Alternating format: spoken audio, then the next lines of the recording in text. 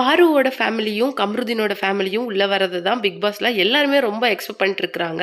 பாருவோட அம்மா வந்து இங்க 24 ஹவர்ஸ் இருப்பாங்க அப்படிங்கிறது கன்ஃபார்ம் ஆன அப்புறமேலு, அவங்க உள்ள நடந்த இந்த விஷயத்த பத்திலாம் என்ன நெனைக்க போறாங்க அப்படிங்கிறத பத்தியும், பாருவ எப்படி அவங்க ஹேண்டில் பண்ண போறாங்க, கம்ருதீன ஃபேமிலி வந்தா அவங்கள என்ன கொஸ்டின் பண்ண போறாங்க, அவங்க கூட அந்த ரிலேஷன்ஷிப் எப்படி இருக்கும், ஒரு சண்டையா மாறிடுமா, இல்ல அங்க ஒரு பெரிய குழப்பமே நடக்குமா அப்படிங்கிற நெறைய கொஸ்டின் இருக்குது. இது மத்தியில பாருவோட அம்மா 24 ஹவர்ஸ் இருக்கிறது கன்ஃபார்ம் ஆன நிலைமையில, கம்ருதீனோட அக்கா இல்ல அம்மா யாராவது வரப்போறாங்க.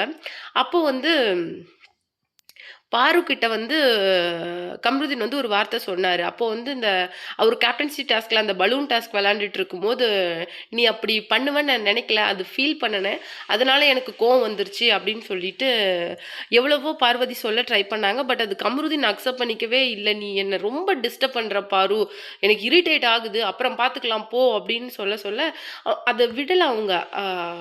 மறுபடியும் மறுபடியும் "இங்க வா, இங்க வா. நம்ம பேசிக்கலாம். இங்க வா. இத சார்ட் அவுட் பண்ண ட்ரை பண்ணலாம்" அப்படின்னு சொல்லிட்டு அந்த பிரச்சனைய அந்த இடத்துலயே அவங்க வந்து முடிக்கணும்னு நினைக்கிறது தான் எல்லா பிரச்சனைக்குமே ஸ்டார்ட்டிங் பாயிண்ட்டா போய் முடியுது. அது மட்டும் இல்ல. இன்னொருத்தர் முன்னாடி கம்ருதீன் வந்து பார்வதிய அவங்க சேர கிக் பண்ணிட்டு போனது அவங்க இன்னொரு எம்பாரசிங்கா ஃபீல் பண்ண ஆரம்பிச்சுட்டாங்க. ஸோ வந்து இப்போ சாண்ட்ராவோட ஃபேமிலி வந்து வந்துட்டு ரொம்ப அ அந்த கிட்ஸ் வந்து ரொம்ப கியூட்டா பண்ணிட்டு போனது தான் சோஷியல் மீடியால இப்ப ரொம்ப கியூட்டா போயிட்டுருக்கு. அது மட்டும் இல்லாம அமித்தோட வைஃப் வந்து செம்மையா அந்த கேம பத்தி அமித் கிட்ட சொல்லிட்டு போயிருக்காங்க. "நீ ரொம்ப லாயலா விளையாண்டுட்டு இருக்க. வீட்ல சமாதானப்படுத்துற மாரி நீ நடந்துட்டு இருக்கிற இங்கேயும்.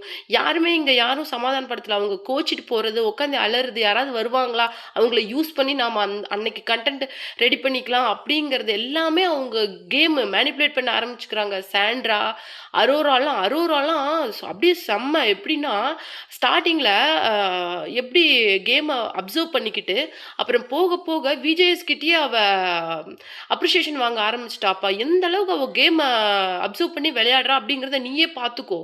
அ நீ வந்து ரொம்ப லாயலா இருக்கிறேன்னு சொல்லிட்டு கேம விளையாட மாட்டேங்கிற அமித். நீ வந்து வீட்ல இருக்க மாரியே இருக்கிற. இது ஒரு கேமு. உன் கூட இருக்கிறவங்கலாம் கோ கண்டஸ்டன்ட் அப்படிங்கிறதே உனக்கு புரிய மாட்டேங்குது அப்படின்னு சொல்லிட்டு அமித்தோட வைஃப் ஷிவானி வந்து ரொம்ப சூப்பரா பேசியிருந்தாங்க. பார்க்கப்போனா அவங்க சீசன் 9க்கு வந்திருந்தா இன்னும் சூப்பரா இருந்திருக்கும் அப்படின்னு நெனைக்கிறேன். நீங்க என்ன நெனைக்கிறீங்க? அப்படிங்க உங்களோட கமெண்ட்ட மறக்காம நம்ம கமெண்ட் பாக்ஸ்ல குடுத்துருங்க.